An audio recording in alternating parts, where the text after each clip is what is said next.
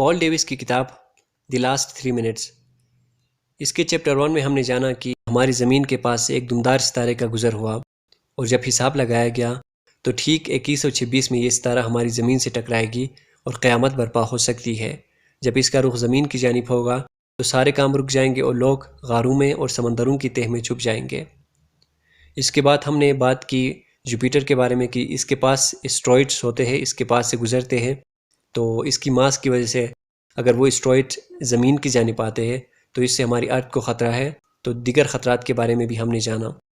اب ہم بات کرنے والے ہیں چیپٹر 2 کی، کائنات کی مرتی ہوئی صورت۔ 1856 میں جرمن سائنسدان ہرمن وائن نے مایوس کن پیشن گوئی پیش کی، یعنی ہماری کائنات مر رہی ہے۔ اس سے پھر تھرمو ڈائنمکس کی پیشن گوئی پیش ہوئی، یعنی ایک تیز گرم ہوا ٹھنڈے علاقے کی جانب سفر کرتی ہے اور اس پورے علاقے کو اپنی لپیٹ میں لے لیتی ہے۔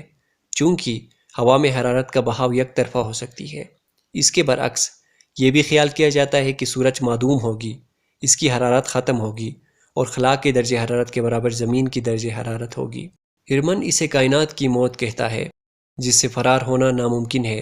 دوستو، سائنس کی دنیا میں ہر طرح کے انکشافات ہوتے رہتے ہیں، بس جو تھیوریز لا بن جائے وہی حقیقت ہے۔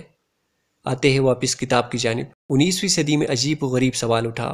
اولبر نے پوچھا، آسمان میں کروڑوں روشن ستارے ہیں جو کہ جسمانی طور پہ زمین سے بڑے بھی ہیں، اور اس کے باوجود رات کے وقت آسمان تاریک یعنی اندھیرا کیوں ہے؟ بیک وقت کچھ لوگوں نے کہا یہ ستارے کئی نوری سال کی دوری پہ ہے۔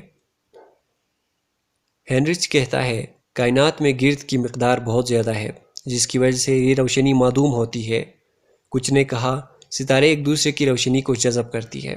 بہرحال اگر یہ ساری روشنی زمین کی جانب آئے تو بس زمین تنور بن جائے اور سب کچھ نیست و نابود ہو جائے بخارات کی صورت میں۔ 1920 کی تحقیق کے مطابق کائنات پھیل رہی ہے، مسلسل پھیل رہی ہے، اور اگر ایسا ہے تو جان لو کہ اس کی ابتدا بھی ہے۔